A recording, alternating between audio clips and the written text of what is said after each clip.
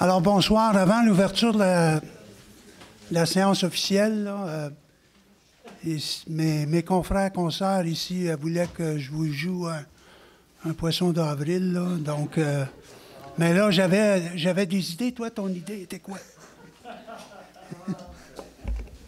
Bien, aujourd'hui, on a reçu une lettre du ministère qui nous avise que la ville de Sutton a perdu son statut de ville bilingue. Alors, les périodes de questions ne vont être qu'en français. Alors, à partir de maintenant. Toi, ton idée était quoi, Patricia? Moi? Oui. OK. Ben, moi, je tenais à vous informer que, compte tenu de la nouvelle loi qui va passer sur la laïcité, vous n'avez pas le droit de crucifier vos élus. Oui, that's good. Et ça, c'était mon idée. Alors pour le reste, ben, on passe. Alors maintenant, pour l'ouverture de la séance du 1er avril 2019, qui veut bien proposer? Alors, Mme Shine, secondée par Mme Graham. Donc, je déclare la séance ouverte. Pour l'adoption de l'ordre du jour, avant de procéder à l'adoption, est-ce qu'il y a des modifications, des ajouts, des retraits? M. Largué. Oui, on a plusieurs petites corrections. L'item 8.11 est retiré. 10 pour fin de parc. L'item 8.12 est retiré. Coordonnées des assemblées publiques de consultation. Il y a deux ajouts. 8.13, coordonnées des assemblées de consultation, date des assemblées de consultation publique à 8.13. Et l'autre ajout est en affaires nouvelles, remplacement de si pour le service de sécurité incendie. Et ça, c'est à 15.1? 15.1. Donc, avec les modifications, les ajouts et les retraits, qui propose? M. Forêt, secondé par Mme Shine. Donc, c'est adopté. Vous avez pris connaissance des procès-verbaux, du procès-verbal. Est-ce qu'il y a des retraits, des ajouts, des corrections? Sinon, M. Martin propose, secondé par Mme Cohen, donc c'est adopté. Vous avez, avant de répondre à passer à la première période des questions, je vais répondre aux questions des séances précédentes. Je vois que M. Terrien est ici. Lors de la dernière séance, nous a entretenu concernant le feu chez Thomas, M. Bedkowski. Et dans votre demande, vous nous demandiez si la Ville pouvait faire un effort financier. Alors, en discussion en caucus, la réponse à cette question est non, puisqu'on ne peut pas aider directement ou même indirectement au travers d'organismes le secteur privé. Par contre, la semaine passée, j'ai eu une rencontre avec M. Bedkowski et ce conseil-ci est très ouvert à procéder de façon transparente et non seulement transparente, mais équitable envers tous les commerces qui pourraient être touchés par un tel malheur. Donc, j'ai invité M. Bedkowski de passer par les canaux normaux et lorsqu'il va rencontrer des embûches, alors ce conseil ici va regarder en fonction de la loi et ses pouvoirs ce que le conseil peut faire pour aider et faire avancer le dossier. Donc, vous allez comprendre qu'il y a une expression qu'on utilise en anglais qui est « What's good for the gander is good for the goose ». Ça veut dire qu'il faut que ce soit équitable pour tout le monde. Alors, on va effectivement être très vigilant et aidant dans ce dossier-là en fonction des pouvoirs dont le Conseil détient. Vous aviez aussi, M. Thérien, parlé de préoccupations là, qui sont des gens de la rue Maple, là, marchons en sécurité sur Maple. Alors, c'est un dossier qu'on suit à tous nos caucus pour voir qu'est-ce qu'on peut faire et on va continuer dans cette démarche-là. Il y avait une autre question qui avait été posée aussi de la part de Mme Zellweger, à savoir qu'elle désirait surtout, pour le dossier du Vieux Verger, ce qu'elle prônait, c'est une consultation en amont, pas une consultation quand toutes les décisions sont prises, qui est en fin de compte juste une session d'information. Alors, pour le Conseil, c'est, je vais utiliser un terme anglais, work in progress. On est en train d'attacher, de fignoler les derniers éléments là, pour s'entendre sur quelque chose qu'on peut présenter et procéder à une consultation avec la population, ceux qui sont touchés directement ou indirectement par ce projet-là. Donc, oui, on va consulter en amont la population ou les citoyens par rapport à ce projet-là. Alors, voilà la conclusion du Conseil. Je crois que c'était, si ma mémoire ne me trompe pas, je crois que c'était les deux éléments. Maintenant, question d'intérêt public. J'ai quelques éléments à vous souligner ici. Premièrement, on a appris cette semaine que Sutton a gagné un deuxième prix pour les circuits patrimoniaux de Sutton. L'été passé, il y a eu une visite, un circuit patrimonial autoguidé à Glen Sutton où les gens se sont habillés avec des costumes d'époque et puis on a fait le tour de Glen Sutton. On était à l'église où justement le piano qui est présentement, je crois, au musée était là. Donc, le jury de la culture Montérégie a fait une mention de coup de cœur pour cette initiative-là. Et finalement, c'est Claudine Fillon-Dufresne et Jeanne Morazin qui y ont monté ce projet-là. Et puis, c'est Étienne Legaste qui a préparé l'audiotopie en fin de compte, du circuit. Donc, félicitations aux deux. Ce fut une belle journée. J'ai participé, certains des membres ici. Et ce fut très intéressant de découvrir Glen Sutton que je ne connaissais pas vraiment. Maintenant, d'autres items d'intérêt public, est-ce qu'on...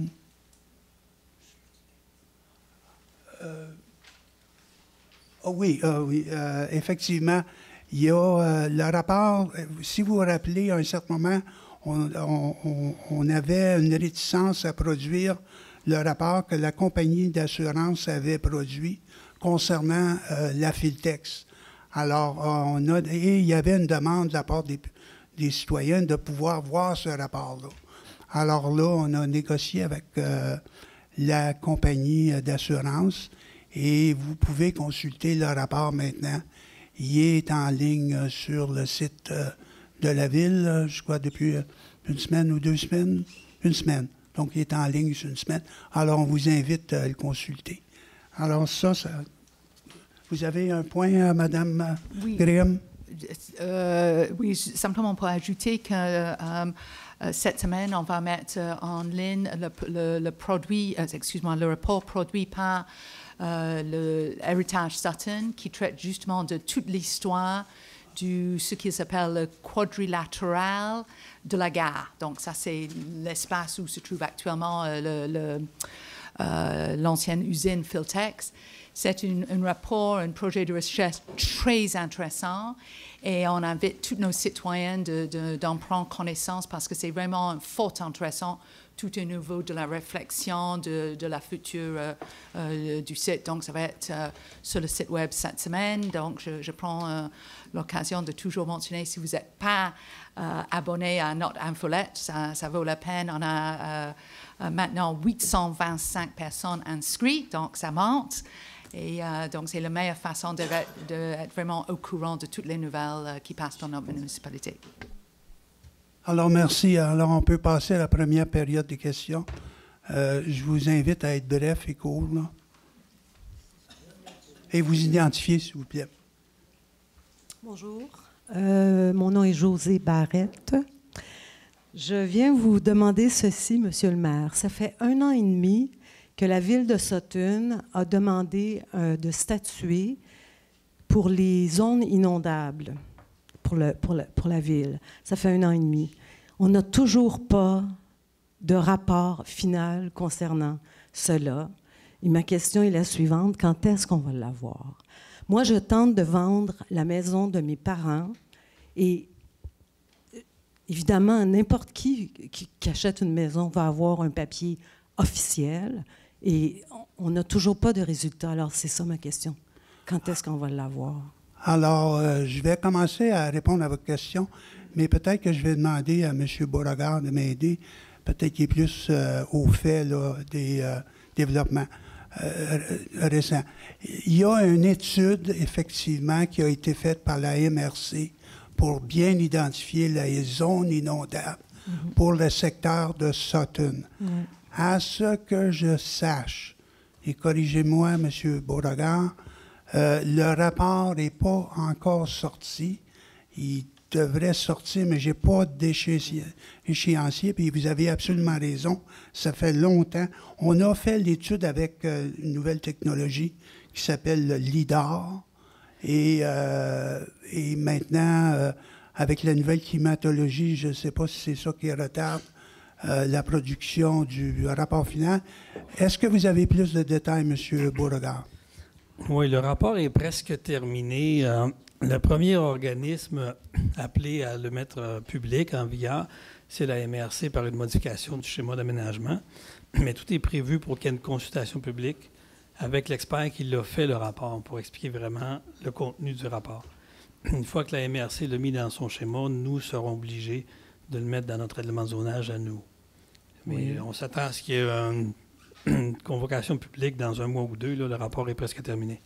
Et oui, si je me rappelle bien aussi, M. Larguy m'avait mentionné que le rapport avait été envoyé à différents ministères d'environnement pour qu'ils puissent le critiquer parce que il y avait un droit de regard sur ce rapport-là, mais surtout le ministère du Développement et de l'Environnement et de l'électrification, là, je crois.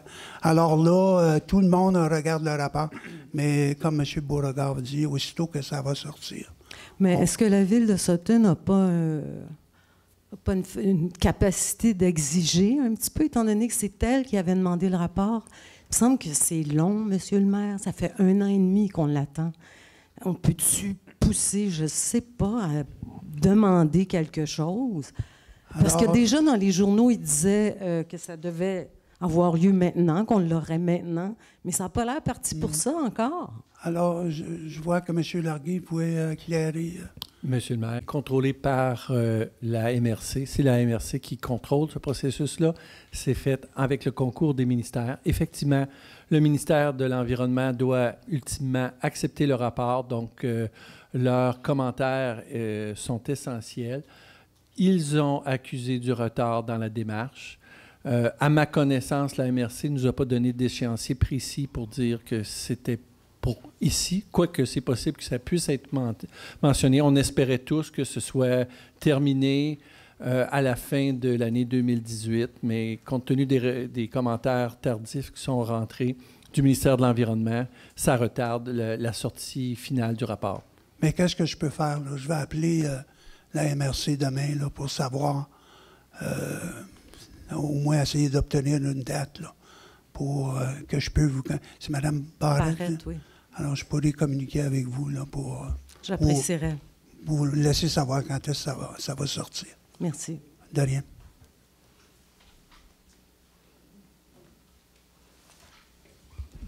Oui, Diana Dyer. J'ai une question sur 8.9. Sur quoi? 8.9 sur l'ordre du jour. Oui.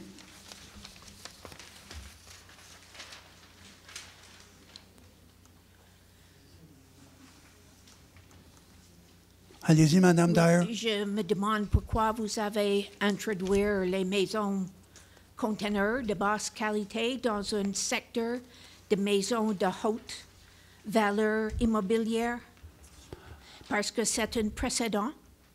Ça commence à mettre ce type de maisons de construction inférieure partout dans la région. Alors, je peux commencer à répondre. Et puis, il y a des membres ici qui siègent sur le CCU, pourront sans doute compléter et fournir plus de détails. Ce que je comprends, c'est que les containers sont utilisés comme ossature ou comme structure, ce que j'ai compris. Maintenant, ça, c'est la seule information que je peux vous dire là, que je connais. Par contre, j'invite Mme Lefebvre, puisqu'ils ont fait la recommandation du CCU et possiblement Mme Duchesne. Allez-y, Mme Lefebvre. Oui. Donc, vous allez prendre connaissance de la maison en question bientôt, puisqu'il va y avoir une consultation publique, vu que c'est un PPC moi. Puis vous pourrez constater que ce n'est pas un projet de maison de basse qualité. C'est un projet de maison préfabriquée. Donc, c'est comme des modules qui sont assemblés ensemble, qui sont comme en fait, c'est préfait et assemblé sur le site, mais ce n'est pas quelque chose de basse qualité. Enfin, en tout cas, vous pourrez en juger. Et aussi, je tiens à souligner qu'on a accepté ce projet de PPC moi parce qu'au départ, il y avait l'idée d'ouvrir, de permettre ce genre de construction-là dans l'ensemble du territoire. Donc, on a finalement décidé de ne pas accepter ce genre de projet-là dans l'ensemble du territoire.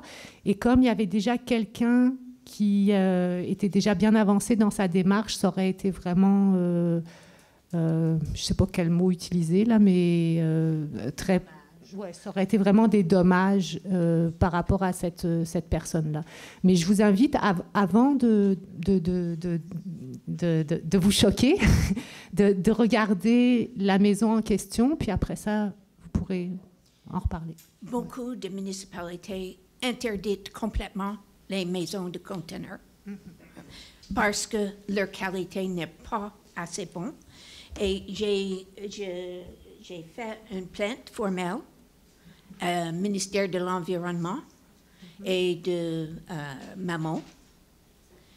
Et j'ai déjà envoyé au Conseil les défauts majeurs d'un site québécois des maisons de conteneurs. Même pour l'environnement, même pour les gens qui dépensent leur argent pour une maison si bas qualité. Et la ville de Sutton ne doit pas soutenir un programme si bas que ça. Je juste mais je voulais quand même répéter que toutes les maisons faites avec des containers ne sont pas identiques. Okay? C'est comme un matériau qui peut être utilisé et ça peut être quelque chose de basse qualité, effectivement. Dans le cas qui nous a été présenté, ça n'avait pas du tout l'air d'être quelque chose de basse qualité. La madame Pilote qui a présenté une bonne présentation sur l'état financier de Sutton qui est très sain, basé sur les valeurs immobilières de $3 100 par personne, par chaque. Qu'est-ce que vous essayez de faire avec ces maisons de basse qualité pour le bas financier? Basse qualité. Merci pour votre commentaire, Mme Dyer. Alors... La dame d'après, c'est la dame du container. parce que, a priori, c'est mon projet qui pose problème. Donc, mon nom est Karine Gris. Donc, déjà, je suis un peu choquée de la réaction parce que Madame Dyer n'a pas vu mon projet et traite mon projet de basse qualité. Donc déjà, je suis choquée parce que comment peut-on traiter un projet de basse qualité sans avoir vu aucune information sur le projet? Ça fait 7 mois que je suis en attente de mon permis de construire. Ça fait 7 mois Madame, que je travaille mon dossier. Je comprends, Madame. Je pense que tout le monde a compris. Je voudrais quand même répondre à Madame d'ailleurs qu'on est loin d'être un projet de basse qualité. Je voudrais également informer tout le monde parce que depuis le début, on marque structure en container. Ce n'est pas une structure en container, c'est une structure métallique. Ça va être une maison qui, de l'extérieur, va ressembler à tout ce qui est construit à l'heure actuelle à Sutton. La seule différence, c'est que ça sera métallique, donc beaucoup plus solide et beaucoup plus durable et beaucoup plus écologique. Lorsqu'on va présenter la résolution, on pourrait à ce moment-là intervenir et nous signifier là, des détails plus précis. Ça va? Alors, on va attendre lorsqu'on va faire la présentation. Je crois que ça va être plus percutant pour vous. Yana Ubacek. Je suis ici pour représenter, dans le fond, les organismes du St. John's Leet. Je vais leur demander de se lever puis de se présenter.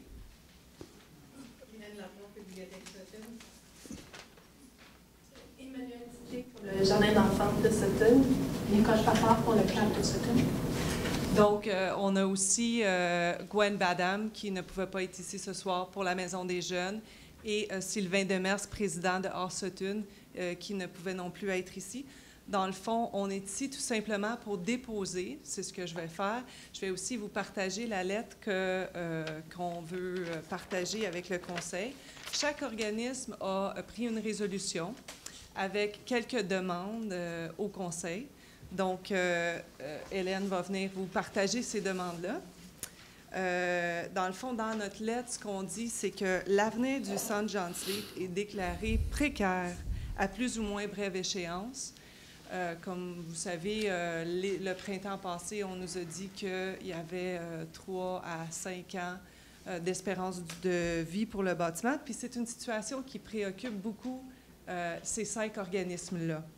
Fait on s'est mis ensemble, on s'est réunis pour débattre des étapes à venir quant à notre relocalisation, qu'elle soit temporaire ou définitive. Compte tenu des liens qui nous unissent ensemble, on souhaite envisager une relocalisation ensemble. Alors, dans le fond, ce qu'on veut faire, c'est de bien planifier notre déménagement et pour assurer la pérennité des organismes qui peut être fragile, en énonçant, dans le fond, nos premiers besoins. Fait que Hélène va vous partager ces besoins-là et je vais vous... Donc, c'est un dépôt de votre... c'est une pétition que vous déposez? Résolution. Une résolution? OK. Merci.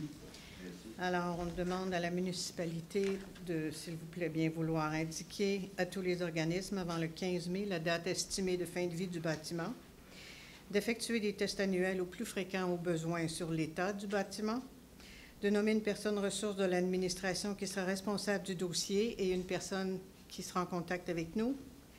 On demande de tenir les organismes informés de tous les développements en lien avec le bâtiment et impliquer les organismes du St. John's Leet de façon prioritaire dans la réflexion entourant son avenir et de démontrer un appui à nos démarches de recherche de financement et de subventions visant la relocalisation.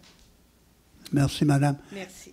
Et en réplique, eh bien, c'est certain que ce conseil ici va s'assurer de la salubrité du bâtiment qui est effectivement vieillissant, avec une vie restante qui est questionnable. Mais on regarde non seulement John's Leet, mais d'autres bâtiments dont la ville est propriétaire. Je pense le musée, il y a des études. On a discuté tantôt en caucus dont on est très conscient là, de la problématique globale de nos infrastructures qui sont vieillissantes. et on va vous tenir au courant. C'est sûr que, personnellement, comme bénévole, là, je m'associe beaucoup à votre démarche. Donc, merci pour votre intervention. M. Terrien. Pierre Terrien, propriétaire du Montagnard sur la rue Maple, la rue qui va jusqu'au Mont-Sutton, là, que on est souvent un peu laissé pour compte, on dirait des fois. Alors, première intervention que je fais, c'est peut-être plus un commentaire qu'une question. Il y a eu, il n'y a pas si longtemps que ça, au Montagnard, à mon entreprise, un 4 à 7, comme on l'appelait. Un quoi? Un 4 à 7, un 5 à 7. Ah, ouais, OK. On commençait à 4. Alors, pour permettre aux gens, comme les politiciens, d'être présents. Tout le monde était présent lors de cette rencontre-là, puis ça a été un succès, je pourrais dire. On a une 50aine de personnes. On avait des commerçants, on avait des hôteliers, on avait des restaurateurs, on avait des résidents. Il y a même 2-3 touristes qui sont arrêtés, puis voir qui se demandaient qu'est-ce qui se passait. Puis, le commentaire que j'ai à faire, bien, comment se fait-il que le conseil municipal n'ait pas été représenté officiellement lors de cet événement-là?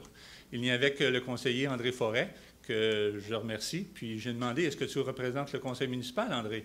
Il m'a dit non. Alors là-dessus, bien, c'est le seul point moins positif, là, disons, qui ressort de cette rencontre-là. Alors, je vais répondre pour moi, oui, j'étais au courant, j'avais une autre réunion, là, je ne pouvais pas assister, et j'avais motivé, comme je t'ai répondu dans le courriel, mon absence auprès de M. Gagnon. Alors, et je crois aussi, pas que je crois, je sais que ma conjointe était là, comme à titre de propriétaire du gîte, mais elle ne représentait pas, c'est sûr, l'élément politique. Mais, écoutez, je ne peux pas répondre pour les autres conseillers, conseillères. Il y en a qui travaillent, il y en a qui ont d'autres engagements, mais on était là en pensée, M. Terrien. Okay. Les commentaires que j'ai obtenus par rapport à la non-présence du conseil municipal, c'est que les gens disaient que vous manquiez d'empathie pour le milieu touristique. Pourtant, vous avez, la plupart d'entre vous, plusieurs d'entre vous ont un background touristique. Si on parle d'André, qui était président de la Corpo, il a eu son commerce, Linda, Daniel, Madame avec le PENS, et vous, Monsieur le maire, avec le BNB que vous avez, avec votre femme, c'est les commentaires qui sont revenus le plus souvent à mes oreilles. La deuxième chose, c'est que suite à les demandes que je l'avais faites, qui étaient simples, d'après moi, qu'on aurait pu mettre en application assez rapidement. Vous m'avez dit tantôt que vous aviez délibéré en conseil et que le résultat était qu'on n'a pas d'argent pour ce genre de choses-là. C'est bien ça? Ce que j'ai dit, c'est qu'il faut faire très attention. Où est-ce qu'on met l'argent en support dans le secteur privé? Parce que j'ai mentionné « What's good for the gander is good for the goose ». Le but n'était pas de décourager M. Petowski. Je l'ai rencontré. Je lui ai dit, ce conseil est ouvert à faire avancer son projet s'il y a des embûches et d'utiliser tout le pouvoir dont la loi nous permet pour le supporter dans sa démarche. Parce que oui, à 73 ans, je crois, il veut continuer. Je trouve qu'il c'est un homme courageux. Son cœur est à Sutton. Et on connaissait très bien, vous m'avez sensibilisé au fait des retombées économiques que vous avez évaluées, je pense, à presque 1,5 million, du fait que les gens dépensaient. Donc, de ce côté-là, on peut le supporter. Mais financièrement, directement, non, parce que on n'a pas demandé une aide directe financière. Pas légal. Ce qu'on a demandé, c'est que c'est des mesures qui pourraient être mises de l'avant, comme quand on installe un fanion ou un drapeau en avant de la rumeur affamée, est-ce qu'on le fait pour le secteur privé? Non. On le fait pour l'ensemble de la population puis le tourisme en général. J'ai répondu à cette question-là tantôt, M. Terrien. Oui, on a fait des efforts, on va continuer à faire des efforts pour s'assurer que la rue Maple est visible et que vous soyez aussi bien représenté que le centre-ville. J'ai hâte de voir les résultats, M. le maire. Merci. Merci. Bonsoir. My name is Ann Dyer, and I find it interesting, this discussion that just took place, especially seeing as so many of the council are actually involved in the tourist business. So this is something that probably many citizens will be keeping a close eye on to see whether the tourist private sector is treated differently than the rest of the private business sector in Sutton. So I congratulate you so far at taking a very arm's length approach. I have a question about the gorilla in the corner of the room, and that is the wreck across the road. Filtex, I think you promised us weekly updates. We don't seem to have received those. And can you tell us what is going on? Why? Because I found while you tried to explain it in your newsletter, I was wondering, why did you withdraw the appel d'offre? And why is that appel d'offre containing an additional section in it compared to what the consultants and what we voted on for the register? Can you just give some background on that? Because looking at the previous appel d'offre on SAO, it seems to have grown from what the taxpayers were shown. So where are we going with this? Is this project getting bigger? I can answer the question. Okay. When we issued the initial appel d'offre, and we had some technical expertise to help us along in this process. When the contractors came, and of course, if they want to bid, they ask questions. Mm. And they were asking questions which we didn't have. I'm not saying we didn't have an answer. We didn't have a clear and precise an answer. So we wanted to be very, very careful, and I will use a term that and we use what I call an abundance of caution. Mm-hmm. We thought it would be wiser to withdraw the appel d'offre until we clear these questions, these technical questions, with our expert, with our consultant. So it was in the purpose of cautions. We erred on the side of prudence to make sure that we could keep our costs down. And can you give us any indication of what those issues would be? Is it the higher risk for the asbestos, or is it the... I would hesitate to answer. I'm not privy to all the technical expertise, but it's something maybe I could find out. I hope so. I noticed that in the additional section of the, well, basically summary of the different sections of work, first of all, that there's another section that goes into the higher risk exposure for the asbestos, but there's also a section for essentially what some of us were asking about, the finishing off, that what you want as a finished product. Do you expect that to cost very much more? Do your consultants think that that's going to add much to the 500,000 or so? Well, we'll see when we issue the nouvelle appel d'offre, how it comes out. But did they give you an estimate? Because they gave you an estimate on all the other steps. I'm not proof. Oh, I thought somebody was, no, I thought somebody was telling me to. I don't have that detail, Madame Dyer. Okay, and can I ask about a budget item? The contract with the SPA in Cowansville, where are we on that? La SPCA? Yeah. We, as a matter of fact, Monsieur Larguy initiated the contact because last year, and there was an ongoing discussion with the SPCA to provide us with a service. Last January was the last time that we had or maybe it was before Christmas.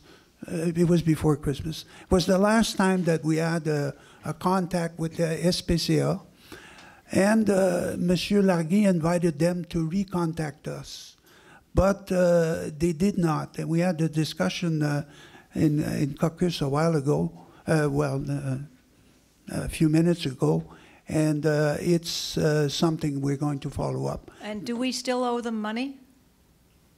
Is there an outstanding bill? No, he says no. So we must have paid. There was I believe there was an issue where I think it was the previous council refused to pay the bill because it was not initiated by. It was initiated by the SQ, I believe, or something like that.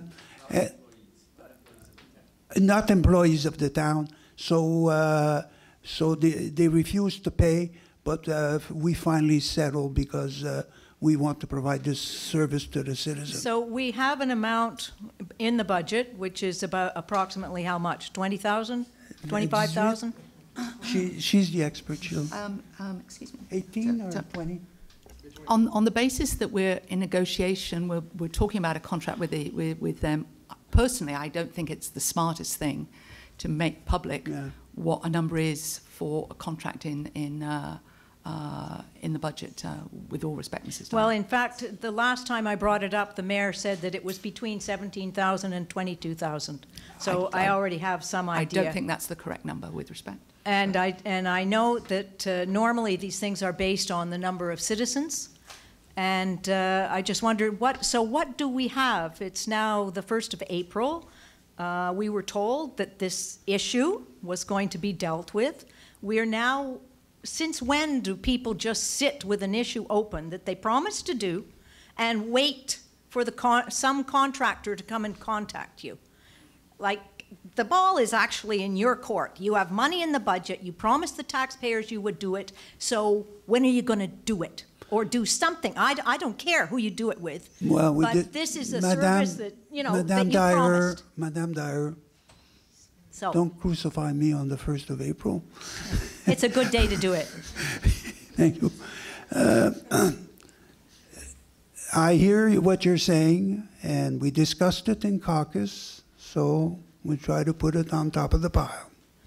So we're going to wait another month?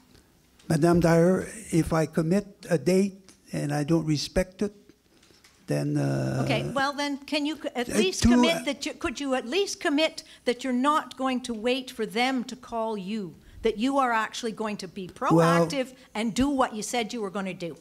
Can you commit to that? Yes. Okay, thank you. Thank you. Allez-y, Madame Graham.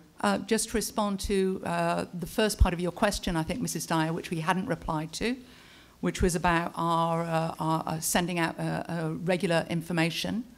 I think, as you notice, we still do not have a replacement for Madame Lamarche, so we do not have a service du greffe.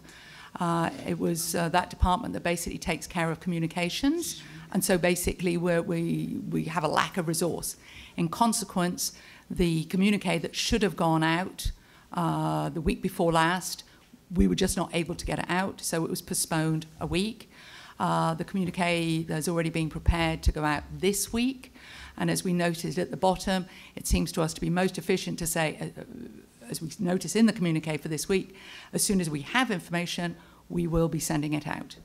We do have someone, I think, in a recent procès-verbal, the notation that we have someone 3 days a week on communication. No, that is incorrect. That is incorrect. In the budget, we put in the budget a provision that we would that we intend to recruit somebody 3 days a week, and that person would be basically would be hired in the spring.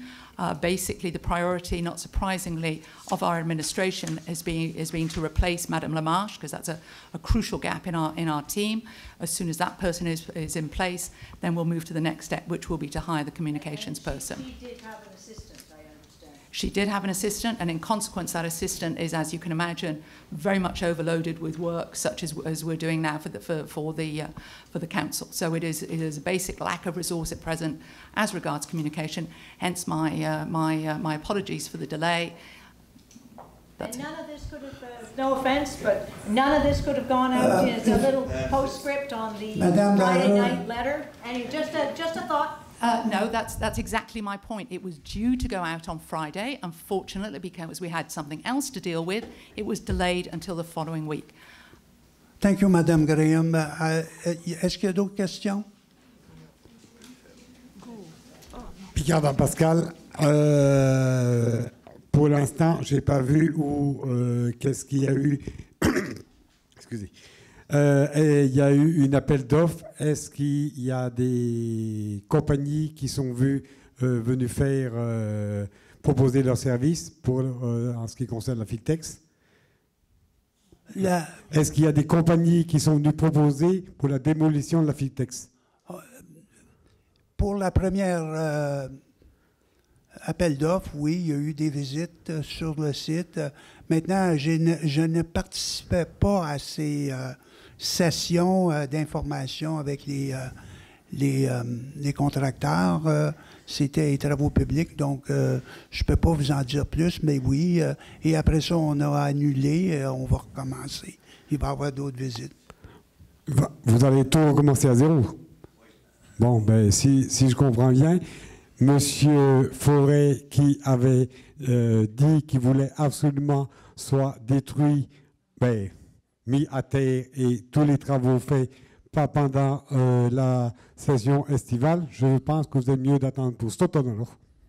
Alors, c'est sûr qu'il va y avoir des délais. Là. Ça va dépendre des contracteurs aussi, leur disponibilité, mais on va voir avec le temps où est-ce que ça va nous mener. Là. Parce que là, vous recommencez tout à zéro.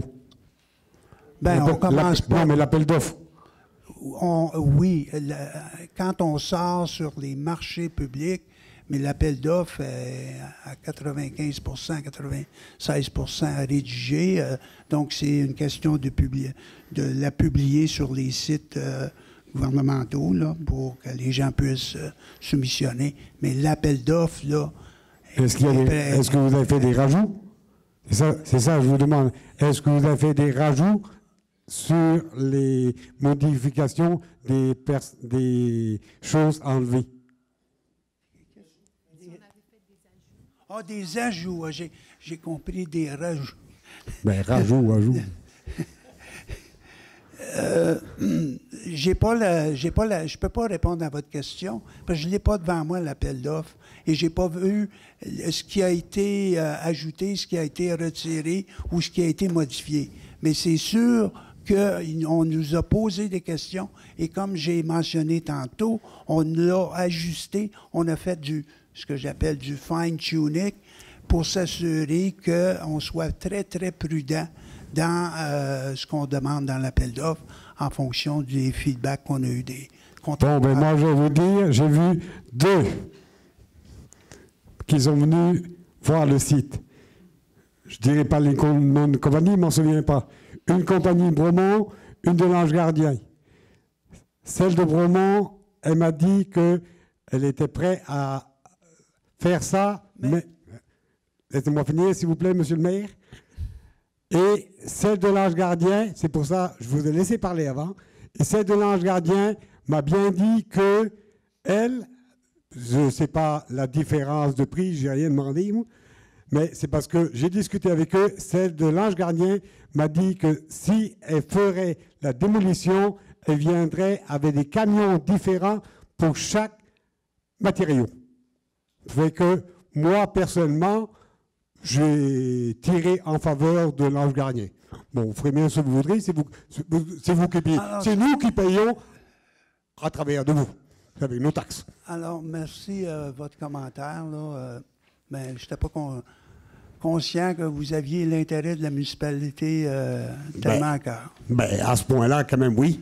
Parce que l'entreprise de Beaumont m'a dit on donne tout dans le camion, puis ils font du triage où ils vont domper. Monsieur Picarda, vous rentrez dans les détails. Là. Oui. Alors, merci. Bienvenue. Alors, bon, ça termine la période des questions. Merci. On va procéder à l'ordre du jour. On est rendu à 5.1. Alors, on doit nommer un maire intérimaire pour me remplacer lorsque je ne suis pas ici. Et c'est Mme Duchesne qui s'est portée volontaire, qui propose Mme Graham, secondée par M. Martin. Donc, félicitations. Merci beaucoup.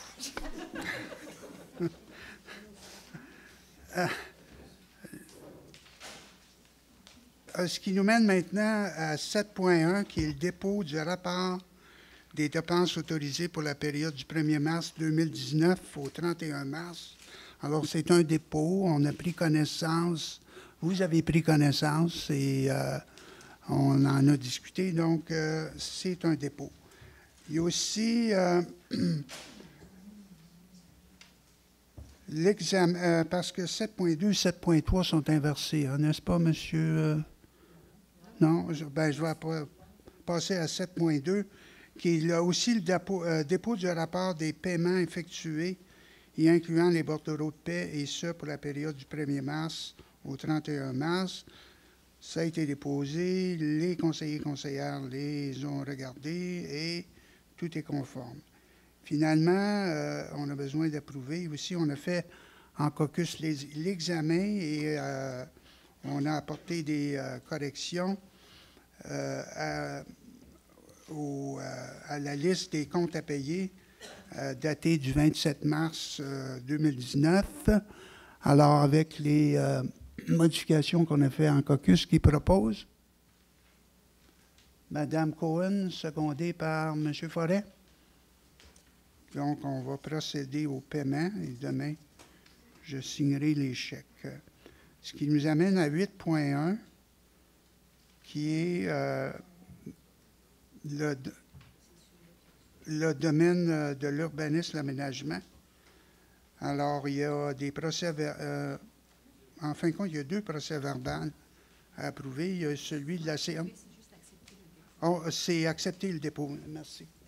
Alors, c'est l'acceptation du dépôt du procès verbal du comité consultatif d'urbanisme de la séance du 5 mars. Alors, qui propose? M. Martin, qui seconde? Mme Duchesne. 8.2, c'est l'acceptation du dépôt du procès-verbal du comité consultatif d'urbanisme.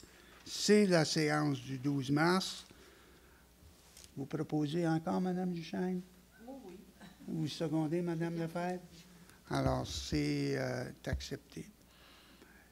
Il y a 8.3, le renouvellement du contrat de vidange totale et transport des boues de fosses septiques de rétention et puisard au montant de 151 496,50. Et si je me rappelle bien, c'est le même contracteur, puisqu'on avait à lui signifier avant une certaine date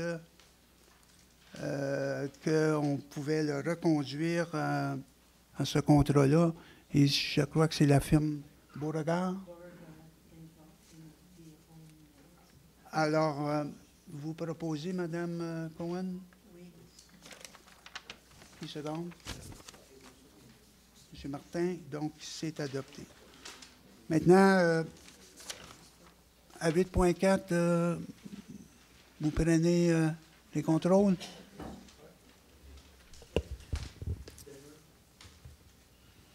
Bon, alors le premier point de l'application du PIA. Merci, Pierre. Bonne idée. Merci. OK, donc la première approbation architecturale, l'implantation et l'intégration architecturale, c'est pour un bâtiment accessoire sur le chemin Morgan qu'on situe. Bon, je viens de trouver ma souris à cet endroit-ci. Je vais me rapprocher pour mieux la localiser plus facilement. Alors, c'est sur cette propriété. Le bâtiment, en fait, c'est un garage qui serait ajouté à la maison. Ici, c'est simplement un toit qui protège les escaliers. Alors, on va le voir à la diapo suivante, mais vous voyez que l'architecture, quand même, s'harmonise avec celle du bâtiment. Donc, vue en façade avant, j'essaie de me diriger c'est ici. Le garage est là, la protection, le genre de petit toit pour les escaliers. L'agrandissement se trouve ici, vue à vol d'oiseau. Donc, la hauteur, c'est plus ou moins 3 mètres, pas plus haut que la maison. 40 mètres carrés, revêtement en cèdre tel que la maison. Toiture à membrane, c'est un toit plat. Les fenêtres en aluminium anodisé. Donc, question implantation, intégration, matériaux, c'est une recommandation favorable.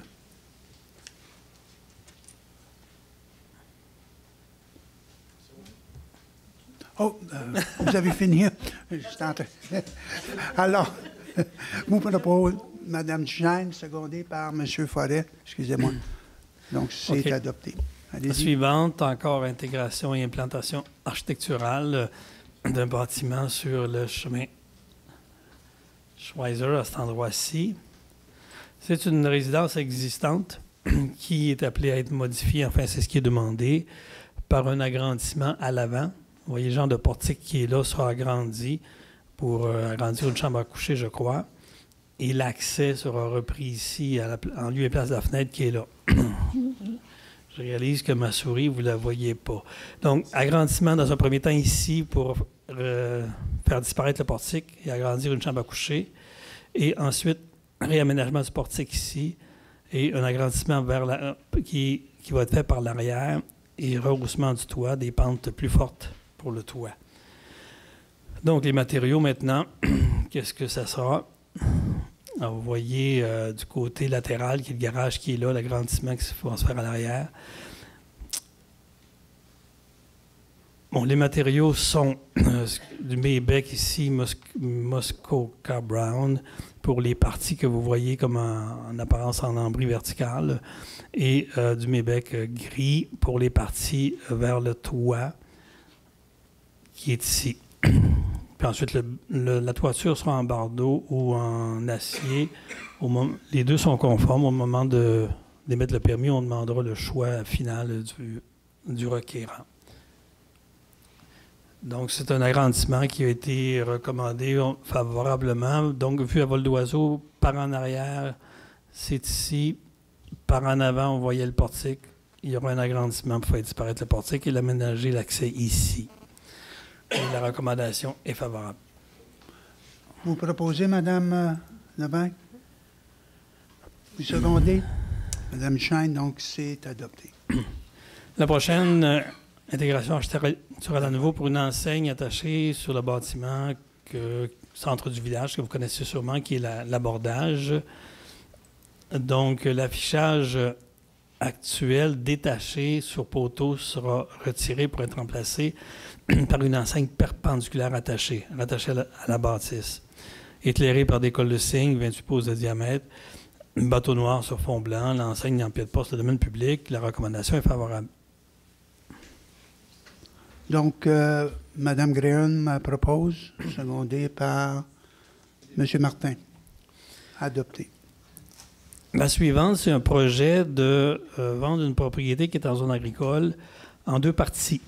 Vous voyez le tracé en rouge ici. Une partie irait à ce qu'on appelle, je crois, le Diable Vert aujourd'hui. Et l'autre partie, ici, irait à des fins de conservation, qui se trouve à être une continuité, ni plus ni moins, de la zone de conservation qui est là. Alors, quand quelqu'un vend une propriété en zone agricole, la commission de protection demande que la ville déclare la conformité du projet. Mais nous, à des fins d'urbanisme, les superficies de rentabilité de l'agriculture, quand quelqu'un veut vendre une partie de son lot, on n'a pas ce qu'il faut pour juger si ce qu'il garde est rentable et ce qu'il vend, est-ce que c'est rentable pour l'agriculture. Donc, à des fins d'urbanisme, la ville n'a pas vraiment à se prononcer là-dessus, sinon que les 2 parcelles de terrain restent à notre zonage agricole à nous. Donc, on peut recommander le projet de transaction conforme à notre réglementation. Alors, qui veut proposer? Madame Cohen? Monsieur Forêt, seconde, pour la demande CPTAQ. C'est adopté. Le suivant est la première étape d'un PPC MOA, une modification réglementaire pour permettre dans une zone une école d'art ici sur le chemin principal sud, pas très loin du centre urbain du noyau villageois. Alors c'est ce qu'on appelle l'ancienne laiterie, qui est une toute petite zone. Je pense que je vais demander d'avoir un pointer, mais on va moins de la misère. Alors, une petite zone qui englobe que 2 propriétés, un garage ici et l'ancienne laiterie. Donc, les usages actuels sont beaucoup axés sur l'automobile, mécanique automobile, mais il y a une demande de valorisation de l'ancienne laiterie pour en faire une école d'art, comme on va le voir avec les usages qui sont demandés. Donc, on est en zone C06, près du noyau villageois, PPC MOA, applicable pour plusieurs éléments non conformes, notamment concernant les usages. Éventuellement, plus tard, la finition extérieure sera sujet à un PIA. Et le bâtiment possède une bonne valeur patrimoniale, un cote 2. C'est le bâtiment actuel, c'est en forme de coquille la situation actuelle qui va être reprise pour illustrer le projet. Bon. Alors, pour faire peut-être une histoire courte, c'est un bâtiment de grand potentiel. Et pour vous résumer le projet, il y a environ les 3/4 de la superficie de tout le bâtiment qui serait utilisé pour une école d'art, autant pour faire théâtre, cinéma, atelier de poterie, destiné à la clientèle visée, ce sont des enfants. Et aussi, à l'étage, on va l'expliquer tantôt, 9 unités d'habitation nouvelles pour les artistes. Et le reste du bâtiment, à peu près 25 %, utilisé pour des fins commerciales qui sont complémentaires à l'usage principal et aussi qui permettent le financement du projet par la location. Donc, ça, c'est vous le résumé dans les grandes lignes. Donc, maintenant, pris un par un, les usages qui sont demandés. Présentation de spectacles à caractère culturel, studio d'enregistrement, salle communautaire et de réunion, un musée, centre d'interprétation, atelier d'ébénisterie, de sculpture de métal, de verre, de pierre, de céramique, galerie d'art et d'artisanat, bibliothèque de livres d'art et de littérature, boutique de vente d'objets d'art, d'artisanat, matériaux d'art, produits alimentaires et autres, transformation agroalimentaire, espace et services de restauration pour consommation sur place, à Boisé, non, ou pour apporter potager, une serre et un usage garderie. Donc, il y a 2 usages principaux à autoriser, puis plusieurs usages complémentaires. À titre d'usage principal, il y a déjà 2 logements existants qui peuvent demeurer. L'habitation est déjà autorisée. On l'autoriserait d'une nouvelle façon. Sous forme de loft, il y a 9 unités ici d'habitation destinées aux artistes qui sont demandées à l'étage. Il sera possible d'aménager des studios loft logements 9 projetés destinés aux artistes. Le tout doit être conforme au code de construction en vigueur.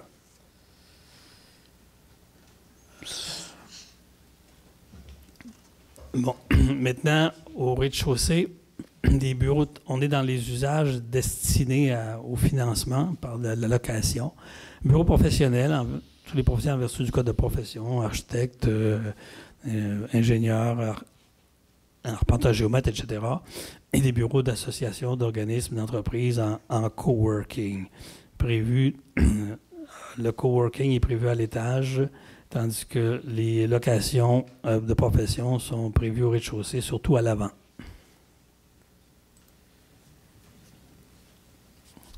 Bon, sont notamment les usages temporaires. On va parler d'usage temporaire, l'entreposage. C'est que présentement, il y a de l'entreposage. Il y a des droits acquis actuellement. Et puis, les droits acquis, on les reconnaît, évidemment. Sauf qu'on fait le projet comme il nous est demandé. Il nous est demandé dans une période de 5 ans. Il y a peu de superficies de plancher qui seront prévues pour l'école d'art, pour le futur projet. Mais au terme de 5 ans, il faut que le bâtiment soit utilisé majoritairement à défaire l'école d'art parce que c'est ce qui nous est demandé. Donc, une transition de 5 ans. Phase 1, 5 ans, et phase 2, 5 ans et plus. Dans le premier 5 ans, je vais vous l'expliquer, il y a quelques superficies de plancher utilisées pour une cuisine collective pour quelques ateliers, mais ça sera encore en majorité les usages actuels qui sont là, qui sont l'entreposage principalement.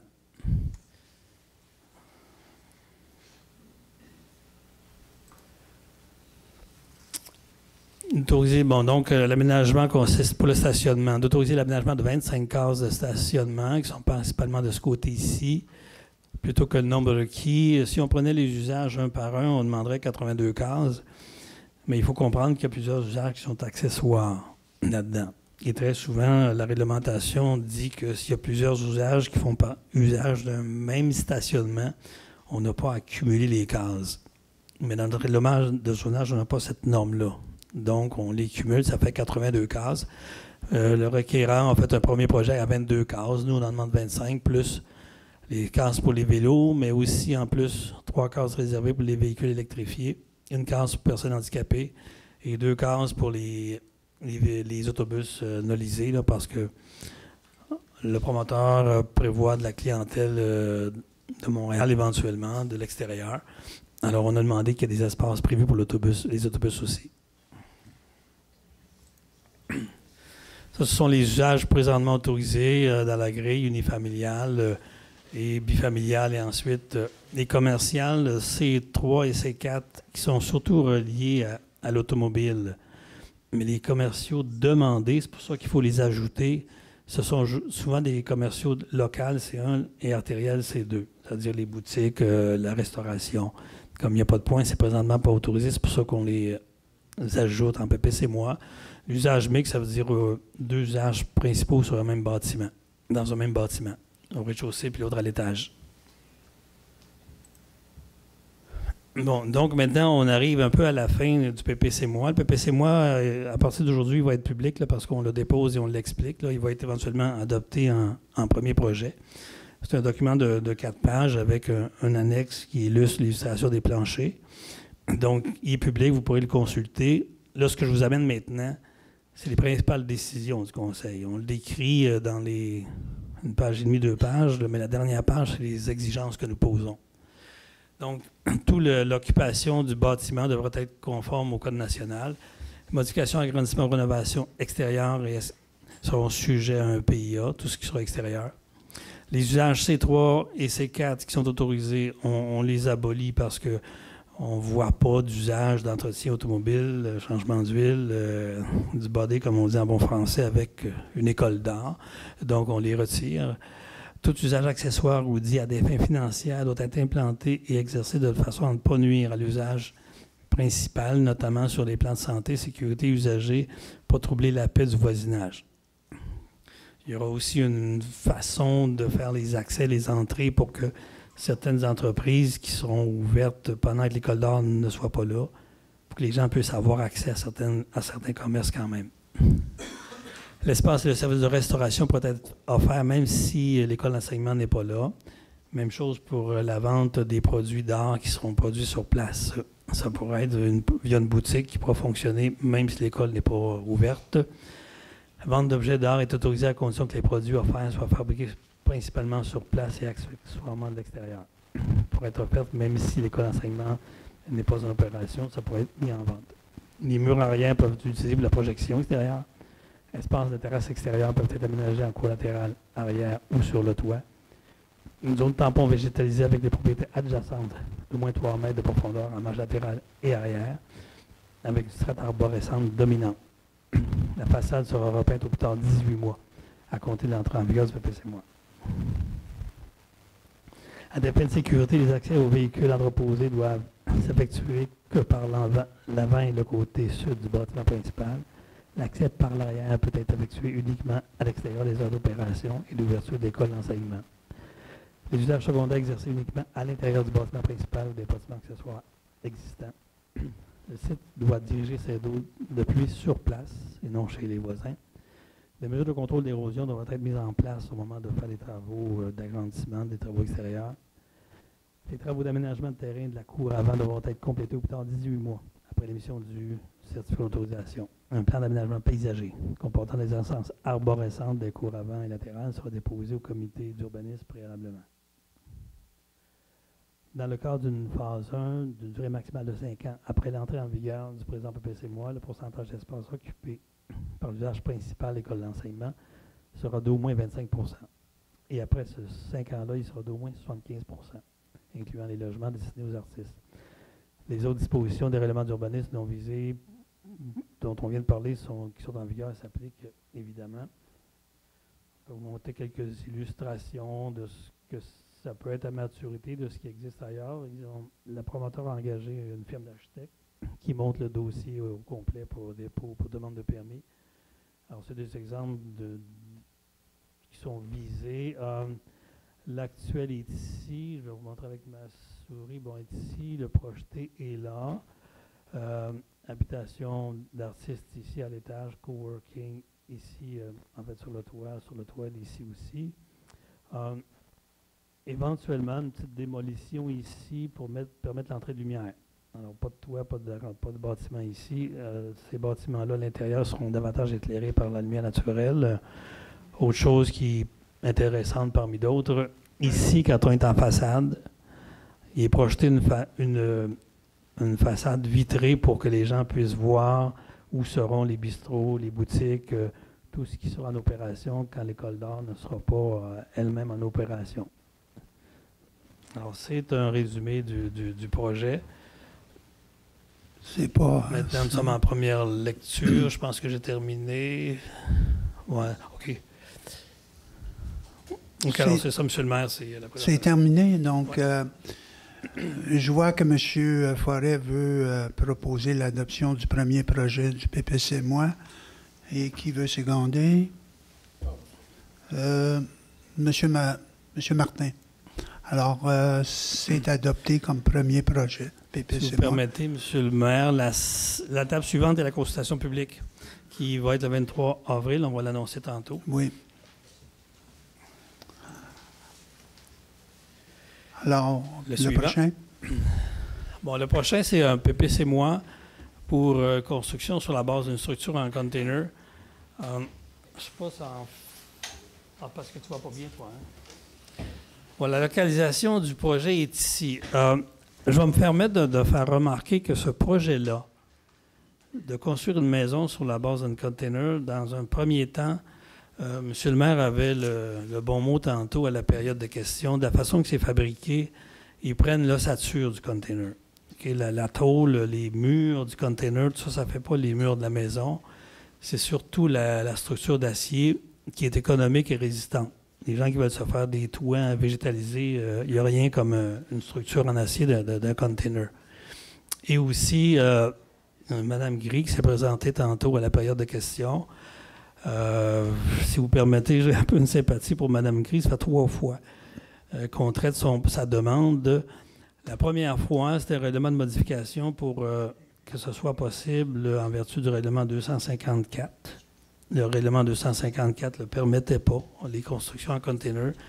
La Cour a invalidé 254. Donc, on a repris le règlement de modification pour permettre les bâtiments construits en container. Et puis, parmi les raisons pour lesquelles la deuxième tentative ne va pas fonctionner, c'est que le règlement autorisait les structures en container sur tout le territoire au complet. Donc, ça fait partie des raisons pour lesquelles la deuxième tentative, on l'a abrogée complètement. Maintenant, aujourd'hui, c'est la 3e tentative. Le comité d'urbanisme est toujours favorable. Mais cette fois-ci, on le localise sur seulement la propriété de Mme Gris. Le projet n'est même pas sur la zone, il n'est plus sur l'ensemble du territoire, n'est que sur sa propriété à elle. Donc, la localisation est ici, chemin Wilson, je pense. Alors, vous voyez, la finition, ça peut faire des bâtiments qui, c'est à s'y méprendre, qui pourraient deviner que c'est de l'assemblage de containers, quand on pense qu'il y a bien des maisons modernes qui s'y apparentent un peu. Donc, présentement, sont prohibés l'emploi de containers comme bâtiment principal ou accessoire, l'emploi comme bâtiment accessoire destiné à entrepôt-usage, remisage et toutefois autorisé pour les usages publics, permettre la construction d'une habitation familiale isolée comme structure de container sera désormais autorisée malgré l'article 1.2, mais on va voir tantôt que la finition doit être conforme au règlement actuel.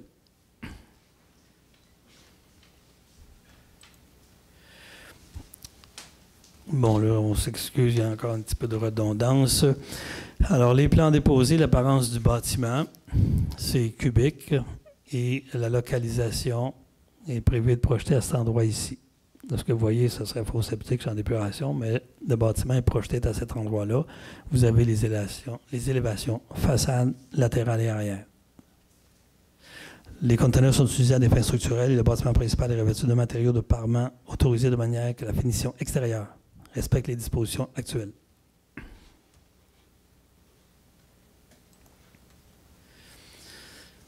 Bon, alors ce qu'on va exiger au moment d'émettre le permis, en tout cas ce que le règlement une fois modifié, qu'est-ce qu'il va nous permettre d'exiger? Des plans de construction signés et scellés par un professionnel compétent. Un certificat de salubrité des conteneurs utilisés pour la construction d'habitations devra être déposé au moment de la demande de permis. Les conteneurs devront être revêtus de matériaux autorisés dès leur arrivée sur le terrain ou le plus rapidement possible à l'intérieur d'un délai fixé par règlement. Souvent, un règlement dit que vous avez jusqu'à 12 mois pour finir de faire votre finition extérieure.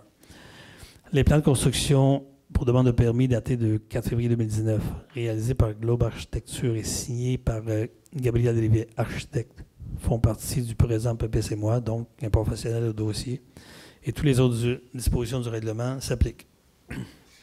Donc, je pense qu'on prend de bonnes garanties avec ce PPC-moi. Là, est-ce qu'on est encore au container? Oui.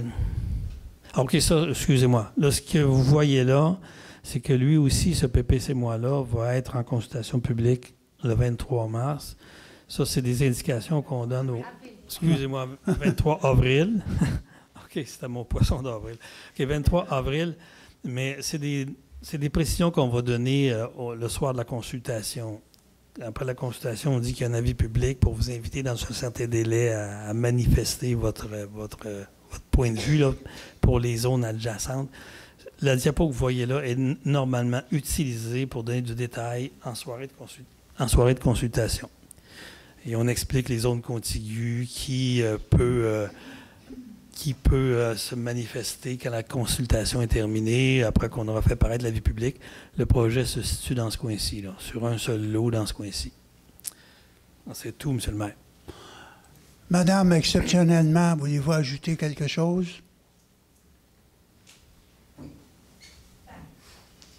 Brièvement. Est-ce qu'on a bien couvert votre projet? Je pense que oui. Je veux revenir sur la finition. Bien sûr, la finition, vous l'avez vu, ça va être une finition complètement bois. Que ce soit de l'intérieur ou de l'extérieur, on ne verra aucun métal. Donc, cette maison, le projet que vous avez vu pourrait très bien être construit en bois, de manière traditionnelle. Mon choix est de le faire de cette manière-là parce que je veux m'inscrire dans un projet écologique. C'est ça qui me tient à cœur. Je veux minimiser mon impact sur l'environnement. Donc, en utilisant des anciens containers qui sont utilisés, qu'on ne sait pas quoi faire avec, je préfère les réutiliser pour en construire une maison qui va être beaucoup plus fiable qu'une maison en bois, puisque c'est une maison qui ne pourra pas brûler. C'est une maison qui n'aura pas de problème d'étanchéité à l'eau. Alors, je précise bien à l'eau, parce que je sais qu'il y a plusieurs fois été mentionné les problèmes de cage de Faraday. Si vous repassez la photo de mon projet, vous verrez que c'est vitré de toutes parts. Donc, il n'y a aucun problème de cage de Faraday. Et même s'il y en avait, les seules personnes concernées seraient les habitants, c'est-à-dire moi et mes enfants. Et mon conjoint, et je n'ai pas du tout l'intention de causer des dommages à mes enfants. Merci. Et je voudrais rajouter aussi que je vais installer des panneaux solaires sur mon bâtiment. Pourriez préciser ces détails-là lorsqu'on aura la période de consultation, là. Sinon, le 20. Ouais.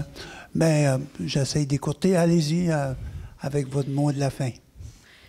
Je veux juste dire que je suis persévérante parce que ça fait quand même pas mal de temps que je suis sur ce projet-là et que j'ai un peu de mal à comprendre pourquoi c'est si compliqué à faire accepter, parce que je crois que la ville de Sutton s'inscrit aussi dans des démarches écologiques et je pense que je réponds entièrement aux exigences de la ville de Sutton. Donc voilà. Merci beaucoup. Qui veut bien proposer? Madame Lefebvre, secondée par Madame Shine. Donc, c'est adopté, Madame. Bon, maintenant, c'est une résolution accordant un PPC-moi pour une 6e et dernière habitation dans le chemin Parmenter. Ça, c'est le résultat d'un PPC-moi qui est à sa dernière étape. La consultation publique a eu lieu. Les délais d'affichage pour les gens qui auraient pu se manifester sont terminés.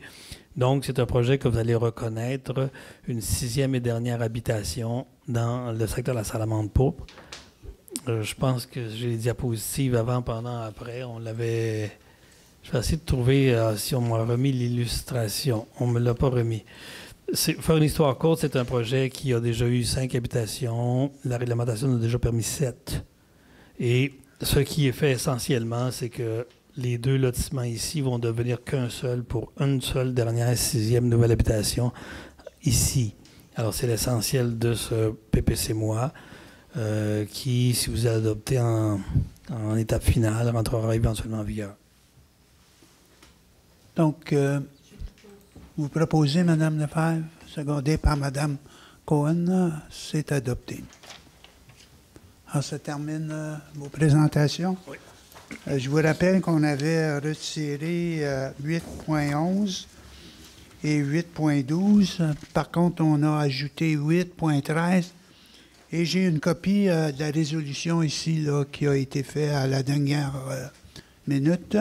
Je vais en faire la lecture. Le titre est PPC-moi 2018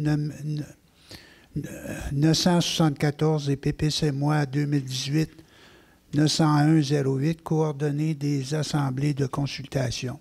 Considérant que le Conseil réuni en session régulière le 1er avril 2019 a adopté en premier projet les PPC-moi 2018-901-08 École d'art et 2018-974 habitation, structure de conteneurs, considérant que l'étape suivante du processus de modification réglementaire consiste en l'Assemblée publique de consultation, considérant qu'en vertu de l'article 125, le Conseil fixe les coordonnées de l'Assemblée, considérant les délais d'affichage annonçant l'Assemblée, sur proposition de Mme Lefebvre, appuyé par Mme Duchesne, il est unanimement résolu de déterminer comme suit les coordonnées de l'Assemblée de consultation qui auront lieu à la salle du Conseil de l'Hôtel de Ville le mardi le 23 avril à 19h pour le PPC-moi 2018-974 et 19h30 pour le PPC-moi 2018-901-08. Alors, c'est adopté. Allez-y, Madame Graham. Je me pose la question, si par hasard on a fait un petit coquille en disant que c'est un PPC, le chiffre c'est PPC-moi 2018, etc. Donc je me pose la question si ça doit être plutôt 2019, C'est 2018 parce qu'ils ont été amorcés en 2018. Oh, déjà. OK, mes excuses, mais merci, M. Beauregard. Monsieur le maire, concernant la rencontre de 19h30, je regarde la résolution versus le numéro du PPC-moi et je pense qu'il devrait être 90-105 pour correspondre au point 8.10. Non? C'est 108 en haut, 108 en bas. Alors, un instant, on va vérifier. Ce qu'on vise, c'est que le PPC-moi container soit à 19h et le PPC-moi école d'art soit à 19h30. Je vais vous donner... Oui, mais c'est le numéro. Oui, Kevin. 19h30, là, c'est le... Non. 19h30, il faut que ce soit le numéro 2018-90-108. Ça, c'est 19h30. Ça, c'est l'école d'art. C'est pas ça. Alors, c'est quoi votre... Je m'excuse. Je m'excuse. C'est votre poisson d'avril, ça? Oui, c'était mon premier. C'est parce que... mon dernier premier Monsieur avril. Beauregard, c'est parce que dans l'objet de nos choses, le numéro de PPC-moi, c'est marqué 90-108, puis dans le corps de la résolution, c'est marqué 105. Non. C'est bon. Il y a des numéros à vérifier. Non, c'est correct, Diane, vraiment, je vous assure, c'est correct. C'est bon. Oui. Bon, alors, écoutez, là, c'est adopté, là, on va régler la poutine tantôt, là, s'il y en a. On est rendu à 9.1, qui est d'adjudication du contrat pour l'entretien ménager des bâtiments municipaux. Alors, on est sorti en soumission pour 3 ans. Il y a 2 contracteurs, deux entrepreneurs qui ont soumissionné. Et le plus bas soumissionnaire est Mme Guylaine Charbonneau, enregistrée. Elle a soumissionné pour 174 664 et 62. Et l'autre était LK Service qui a soumissionné pour 225 000. Donc, vous avez fait les vérifications, M. Larguy. C'est déjà la personne qui fait l'entretien ménager. Donc, on vous recommande au Conseil d'adopter. Qui propose? Monsieur Martin, secondé par Mme Duchesne. Donc, c'est adopté pour la première année est un montant de 57 072,48. À 9.2, on veut procéder à l'embauche de 2 journaliers qualifiés temporaires pour la saison estivale. Alors, les personnes qui sont recommandées, M. Marc Messy et M. Charles Roy. Alors, c'est pour la période estivale. Qui propose? Michel? Oui. Oui, vous proposez. Je propose. Et qui seconde? Moi, je sais. Monsieur Martin, ça seconde. 9.3, c'est pour l'exercice de l'option de renouvellement du contrat pour la coupe des espaces gazonnés municipaux pour le montant de 20 500 et la compagnie qui est recommandée, M. Santerre, là, ça ne l'ouvre pas ici. Là. Bon. Alors, c'est M. Santerre qui propose. Oui, Mme Chêne et Mme Cohen, excusez-moi. J'essaie de faire 2 choses en même temps. À 9.4, c'est pour libérer partiellement la retenue de 10 à Comco, l'entrepreneur en bâtiment pour le projet d'aménagement du parc Goyette-Île, phase 3. Alors, on veut libérer parce qu'on a reçu, c'est conforme, les travaux sont conformes, et on doit lui libérer sur le montant de retenue qu'on avait pour montant, la moitié, oui, 50 du 10 qu'on avait retenu, qui est un montant de 55 702,21, qui recommande. Monsieur. OK, bon. Alors, Madame Graham et M. Forêt.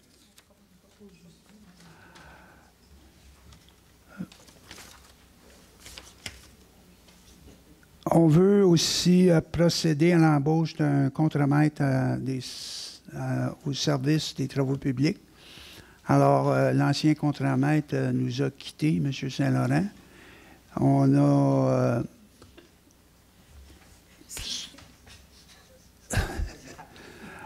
a procédé à un concours et on a effectivement choisi la personne la plus apte. Et la personne étant Titoine Valentin Periola, qui va commencer demain, je crois. C'est bien ça? Alors, qui propose? M. Martin et Mme Cohen. Donc, vous allez l'informer en conséquence, M. Larguy. Merci. 9.6, autorisation de signature de l'entente intermunicipale concernant le réseau d'écocentres sur le territoire de Cipolle. Alors, qui veut bien proposer? Madame Chêne, M. Forêt, donc c'est adopté. À 10.1, on veut confirmer dans son poste Mme Jessica Savard à titre de secrétaire aux travaux publics. Ça fait combien de 3-4 mois qu'elle travaille là, monsieur? Alors, depuis janvier, donc vous êtes satisfait et on doit la confirmer dans son poste. Mme Chêne, Monsieur Martin, donc vous pourrez l'aviser qu'elle est confirmée dans son poste. Alors, à 11.1 qui relève de le greffe, c'est une autorisation de signature d'une transaction dossier Cour supérieure numéro 455 17 001 269 182. Et là, je vais prendre connaissance.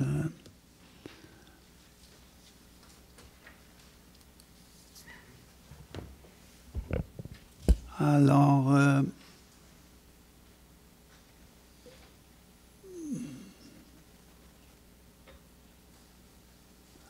je vais lire.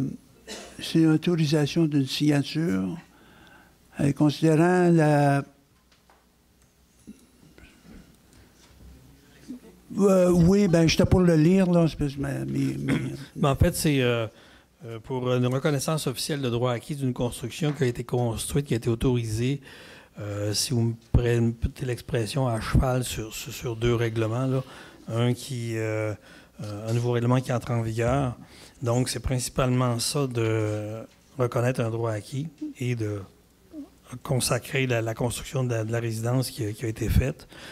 Donc, je pense que ça vaut la peine de la lire, là, considérant la proposition de transaction soumise par le procureur de la Ville, Maître Francis, parce que la personne qui a construit la maison voulait avoir l'assurance que le droit acquis était reconnu. C'est pour ça que cette démarche-là a été faite.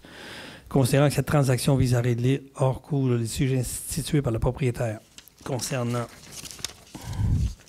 la conformité de la résidence construite sur le lot 4 867 185, considérant que la transaction a pour but de confirmer que bien que dérogatoire aux normes d'implantation actuelles en vigueur, la résidence bénéficie de droit acquis parce qu'elle a été construite et en conformité avec la réglementation de l'époque, lors de la délivrance du permis, considérant que la transaction proposée pour de mettre fin au litige et de fournir une quittance mutuelle pour chacune des parties payant ses frais.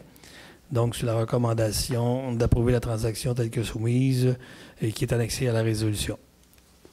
Qui propose? Madame Graham, Monsieur Martin seconde. Donc, c'est adopté. À 12.1, je crois que M. Forêt voulait expliquer un peu la contribution municipale au pacte Brome-Missisquoi 2019. Allez-y. Merci, M. le maire.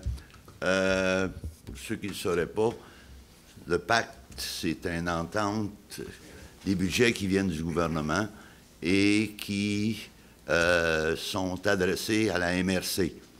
Et la MRC dégage pour chacune des municipalités un budget pour aider au développement, au fonctionnement de nos activités communautaires, artistiques, culturelles, surtout. Et la Ville développe un budget pour appuyer en tout ou en partie les projets qui sont acceptés par la MRC. Et le résultat, la Ville avait un budget de 10 000 pour l'appui au projet accepté aussi par la MRC. Ça s'est fait par des comités paritaires, Ville, MRC. Art et de rêve va recevoir 5 000 de la Ville et 7 000 du pacte. Les violons, le Festival du violon va recevoir 3 000 de la Ville et 3 000 du pacte. Le Chœur du village va recevoir 2 000 de la Ville et 3 000 du pacte. Espace Sutton va recevoir 3 187 du pacte et Plein Air Sutton va recevoir 1 500 du pacte. Le pacte, son budget était de 17 687 $. Je propose l'adoption. L'adoption de la résolution ne concerne que le 10 000 $ de la Ville, puisque le budget de la MRC a été approuvé par la MRC. Alors, sur la proposition de M. Forêt, Mme Lefebvre seconde, donc c'est adopté. Merci. Des précisions, M. Forêt. 12.2, on est dans une démarche de vérification des antécédents judiciaires des employés municipaux qui vont travailler avec une clientèle vulnérable. On parle des enfants, là. C'est pour le parc Goyetil, pour les surveillants ou les employés qui travaillent là pour s'occuper des enfants durant l'été. On veut mandater M. Hamann, notre coordonnateur des services de loisirs, de faire les démarches pour les vérifications là, qui s'imposent au niveau des antécédents judiciaires. Qui propose? Madame Graham, Madame Lefebvre, donc adopté. Alors aussi, on veut procéder à l'embauche de la coordonnatrice du camp de jour pour la saison estivale 2019. Et si je me rappelle bien, c'est la même personne que l'année passée. C'est bien ça? Non, c'est pas la même personne. Attendez, je vais aller chercher son nom. Oui, c'est Mme Anne-Pierre Malenfant, titre coordonnatrice de camp de jour de Sutton pour la période du 5 mai au 17 août 2019 au taux de 17,25 $ en raison d'un travail ne dépensant pas 40 heures par semaine. Qui veut bien proposer? Mme Graham, secondée par Mme Duchesne, donc adopté. On recherche une autorisation pour la tenue du baseball de softball, un tournoi de softball orthodoxe, ça veut dire régulier. Kubota Sutton, les 3, 4 et 5 mai 2019, qui veut bien proposer? Mme Cohen, M. Forêt, seconde. On veut nommer aussi un membre à titre de représentant de la Ville auprès du comité de suivi de la politique famille et aînée. Et l'élu... oui. Et M. Martin, donc, qui propose? Mme Cohen, secondée par Mme Graham. Donc, félicitations. Oui. 12.6, projet pilote de gym libre pour ados à l'école de Sutton School pour les adolescents. 12.6, est-ce que j'ai besoin d'ajouter quelque chose? Des précisions? Non. Qui propose? Mme Cohen. Mme Lefebvre. Adopté. À 12,7, c'est une contribution de la Ville au projet de réfection du ponceau au fossé de plein air Sutton MTB, un montant de 10 000 qui propose. M. Martin, secondé par Mme Duchesne. Donc, c'est adopté. Alors... là, il faut que je me retire, M. le maire. Oui. Pour la suivante. Allez-y. Vous notez l'heure de son retrait à 9h03. Il faut que je mentionne que je me retire parce que ça concerne le parc d'environnement naturel de Sutton dont je suis avec. Et vous, qu'est-ce qui Ma conjointe adorée travaille pour le parc d'environnement. Alors, M. Forêt se retire aussi en même temps. Alors, c'est une contribution financière. J'aimerais vous informer que pour les items 12,8 à 12,13, il y a eu, ces décisions-là ont été prises avec un comité de citoyens. Ce n'était pas juste les élus là, qui ont fait cette sélection-là. Ça a été fait avec des citoyens. Donc, l'année passée, oui, effectivement. Alors, 12,8, c'est contribution financière pour 2019 pour le parc environnement naturel de Sutton au montant de 20 000 qui propose Mme Shine, secondée par Mme Cohen, adoptée. On va les chercher. De retour à 9h05.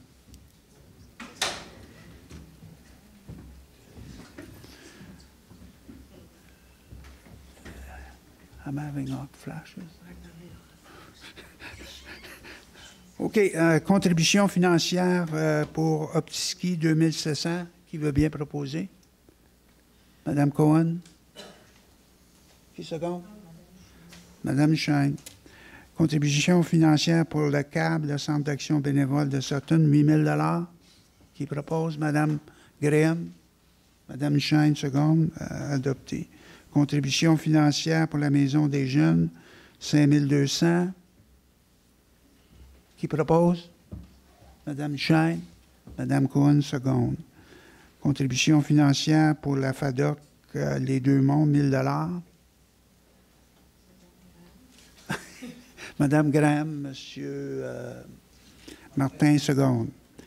Contribution financière pour le jardin d'enfance de Sutton, 2 825, proposé par Mme Lefebvre, secondé par Mme Duchesne. Je vous signale là, que pour 12,8 à 12,13, c'était le même montant que l'année passée. C'est l'année 2, hein, n'est-ce pas? C'est une entente pour 2 ans. C'est une entente pour 2 ans. C'est la deuxième an d'une entente pris pour 2 ans. OK. C'est la deuxième portion cette année. C'est ça. Donc, la dernière portion. Ah, OK. 12,14, c'est une aide financière à la Corporation pour le marché de Noël, un montant de 2 500 $. Qui propose? M. Forêt, secondé par Mme Graham. Donc, c'est adopté. À 12, on est rendu maintenant à 12,15, qui est, on va donner un contrat pour le démantèlement et la construction de l'arrêt Bâle au parc Coyette au montant de 5 715, qui va provenir du fonds de parc. Je vous explique un peu avec la neige qu'on a eue cette année. Il y a eu un affaissement là, du backstop. Et puis, c'était dangereux. Donc, on est sorti en soumission et on a identifié, c'est-à-dire M. Hamann a sorti en soumission. Et celui qui a obtenu le plus bas montant étant les industries ESC du Canada limité. C'est bien ça, avant taxe 5 715. Vous proposez. Voulez-vous ajouter quelque chose? Oui, simplement pour dire que c'était on n'a pas, c'était un imprévu, si vous voulez, à cause de toute la neige très, très lourde. Par contre, donc on paie avec une affectation du fonds du PAC. C'est un fonds qui est exprès pour le management de notre PAC. Et puis, heureusement, il y avait suffi de marge de manœuvre dans ce fonds-là pour nous, pour qu'on peut, donc on est capable de payer avec ce fonds-là pour ces travaux. Donc, je propose. Vous proposez, Mme Graham, Mme Lefebvre, supporte ou amène son support. C'est adopté. Au niveau de la culture, monsieur, voulez-vous nous donner un aperçu? Oui. Il s'agit du versement de la contribution financière 2019 pour les organismes culturels soutenus au fonctionnement. Un peu comme tantôt au niveau de la culture, l'année dernière, on a attribué pour 56 500 $ d'aide au fonctionnement pour nos organismes culturels à Sutton, et ce, pour une période de 2 ans. Cette année, on doit compléter et il y a un montant à Sutton de 18 000 $, le musée 5 000 $, la bibliothèque 500 $, le Tour des Arts 4 500 $, Héritage Sutton 5 000 $, le Cœur du village 19 000 $, Festival de jazz de Sutton 4 500 $, pour un total, comme je le disais tantôt, de 56 500 $. Je le propose, M. le maire. Alors, sur une proposition de M. Forêt, secondé, Mme Duchesne, donc c'est adopté. À 13.1, à 15.1, on a ajouté tantôt le remplacement d'une scie pour les services de sécurité incendie. Lors d'une dernière intervention, une des scies a flanché. Apparemment, ces scies-là sont assez dispendieuses parce qu'ils peuvent opérer dans des environnements où il y a beaucoup de fumée et aussi lorsque l'apport d'oxygène est appauvri. Et donc, c'est un équipement essentiel qui veut bien proposer. Vous proposez? Oui, allez-y, Mme Grimm. Juste pour le classement de la salle, encore, c'est une dépense prévue dans le budget, dans le fonds de roulement. Donc, ça va être donc c'est une affectation de notre fonds de roulement avec un repaiement sur 2 ans qui est la bonne période, vu que c'est un outil plus que, par exemple, un véhicule. Donc, je propose. Vous proposez, Mme Graham, Mme Duchesne, seconde.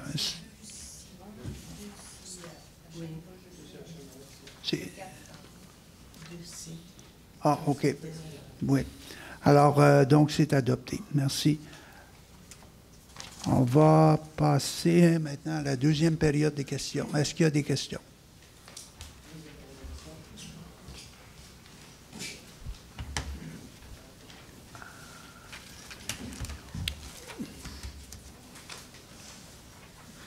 Oui, j'ai encore 2 petites questions. Identifier pour... Madame Gris, la même que tout à l'heure. J'ai 2 petites questions. La lettre qui a été remise tout à l'heure par Madame Dyer, est-ce qu'elle concerne mon projet? J'ai pas pris connaissance de la lettre. Oui, je pense que ça concerne plus les containers en général.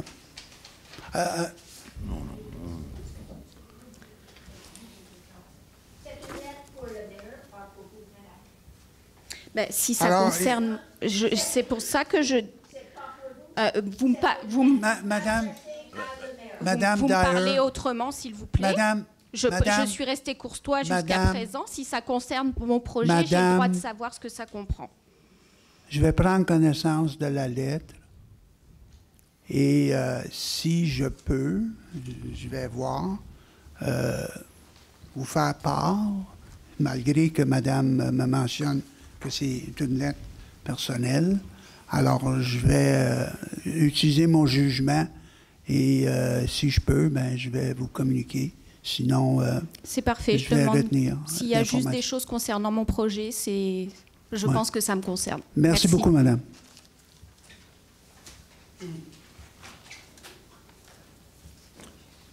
Alors, Robert Benoît. Bonsoir.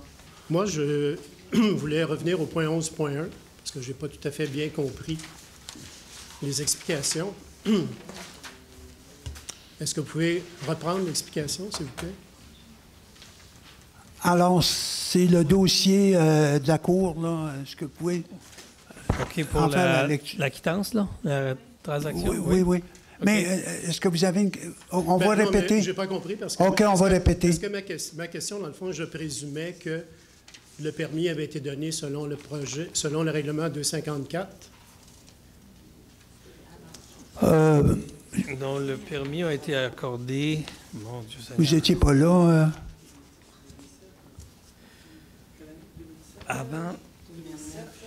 Avant une modification réglementaire. Un instant, allez-y, M. Ma question, c'était, j'aimerais comprendre l'objet du litige. OK. L'objet du litige, le permis a été accordé avant qu'on exige des distances d'éloignement par rapport au pas de 30 %. Et tout est arrivé à peu près en même temps. Demande de permis, accord du permis, puis entrée en vigueur du règlement demandant 10 mètres d'éloignement par rapport au pas de 30 %. Mais ça, c'est dans le cadre des nouveaux règlements. Oui. OK. En 2010? OK. Oui, parce que, excuse-moi, Diane, parce que le règlement 254 a fait une espèce de pause du règlement 115 et le règlement 115 est en vigueur. Et lui, il contient la distance d'éloignement avec les pentes de 30 %. Donc, cette norme-là était en vigueur, moi, je crois, avant 254. Ça répond à votre question, M. Benoît? Je ne suis pas tout à fait. Pouvez-vous m'expliquer ça simplement? Peut-être que je vais m'en reprendre la prochaine séance parce que je n'ai pas la chronologie exacte. Je ne l'ai pas avec moi, là. L'idée, c'est... en tout cas, ça serait bien d'avoir le... Mais M. Benoît, si vous venez au bureau, là, peut-être on pourrait vous répondre personnellement, là. Mais je pense qu'on rentre dans des technicalités, là, parce que vous voulez faire la comparaison de 115... Non, je voulais savoir si c'était lié, finalement, à la décision de la Cour d'appel de renverser la décision. Alors, Mme Lefebvre, est-ce que vous avez une réponse? Je voulais juste mentionner, c'est que non, c'est pas vraiment lié à la Cour d'appel, parce que c'est pas lié au 254. C'est qu'en fait, le règlement 115.2, il y a eu plusieurs modifications là, entre la première version du règlement 115 puis la version actuelle. Puis de ce que j'ai compris, quand le projet a été déposé, c'était comme une première version du règlement 115 dans lequel il n'y avait pas cette notion qui existe maintenant dans le règlement 115, mais ça n'a pas rapport avec le règlement 254. Okay. Ça répond à votre question, M. Benoît? Pas tout à fait. Pas tout à fait. Parce que c'est un litige qui dure depuis combien de temps? Parce qu'on n'a jamais entendu parler, en fait, de ce litige. Depuis l'automne, on me dit. OK. Et dans la transaction, est-ce qu'il y a un échange d'argent qui est fait? Donc, chaque partie paye ses frais. Chaque partie paye ses frais, alors nous allons payer les honoraires de Maître Francis. Là. OK. Et puis, quel précédent ça crée? On me fait signe que ça ne crée pas de précédent. Je ne pense pas, parce qu'essentiellement, suivant ma compréhension des choses, c'est juste... Allume ton micro. Excusez-moi. C'est juste que, suivant ma compréhension des choses, c'est juste une reconnaissance de droits acquis dans un cas très spécifique, là. Fait que je pense pas que ça génère de... C'est un cas de droits acquis quand même qui contrevient, j'en suppose, à un règlement. Si moi j'ai bien compris, mais j'ai peut-être pas bien compris, ça ne contrevenait pas au moment où ça aurait été accordé, mais ça contreviendrait aujourd'hui dans la version actuelle du règlement 115.2. Parce que le règlement 115.2, il a évolué au cours du temps. Fait que c'est ma compréhension des choses. OK. Alors, on rentre dans des technicalités, là. Je sais pas que... Ça me dépasse un peu, là. Je ne suis pas à cette fine pointe de connaissance comme vous, là. En tout cas, moi, j'aimerais avoir une réponse précise par écrit sur... Je vais m'en charger, M. le maire. Si ça peut aider à la compréhension... Le litige, si je peux me permettre, est arrivé au moment où la personne a demandé à l'agrandir pour avoir un garage. Mais l'inspecteur a dit, tu ne peux pas agrandir pour avoir un garage. Là, la distance avec la part de 30 % n'est pas observée. Donc, le citoyen voulait avoir l'assurance que sa maison, son bâtiment, c'est correct. Et c'est ce qui est confirmé avec la décision du Conseil de ce soir. Mais le garage, il n'aura jamais, il ne pourra pas agrandir. Là, ça, c'est sûr. OK. Oublions le garage, mais je serais intéressé de savoir, en fait...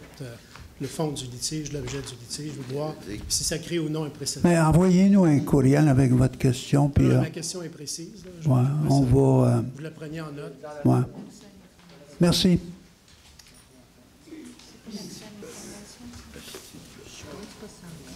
Excusez-moi, encore Madame Gris. Je voudrais juste m'assurer d'une chose parce que Madame Dyer a dit que la lettre vous était adressée à vous. Donc j'aimerais savoir si elle est réellement adressée à vous ou est-ce qu'elle est adressée à mon projet.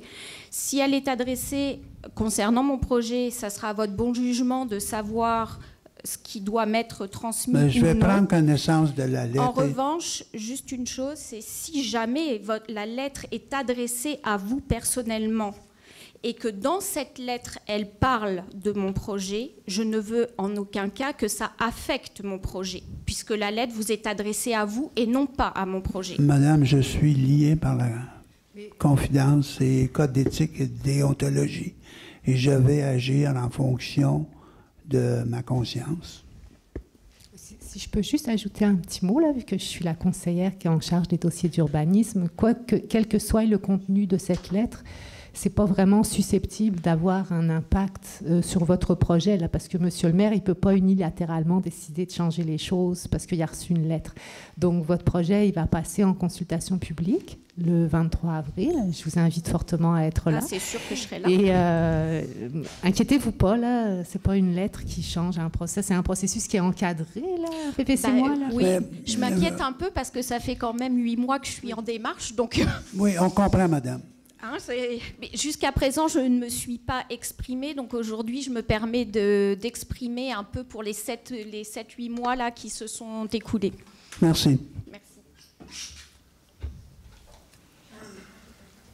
The art school information, I hope, is going to be that complete document on the web tomorrow or the next day?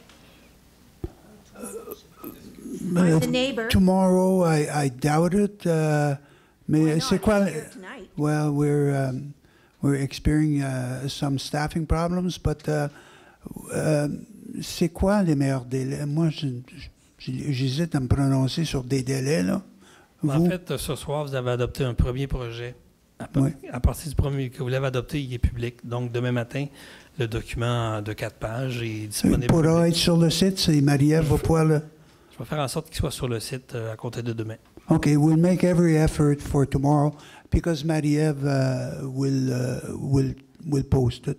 It's a rather large sort of expansion of what is there now, the responsibilities and the coming and going, and it's going to affect property values. Yes. So I think we have a right to know, before that meeting, I would like to know what's going on. Okay, thank you. Est-ce qu'il y a d'autres questions? S'il n'y a pas d'autres questions? Alors, à ce moment-là, qui veut bien proposer, M.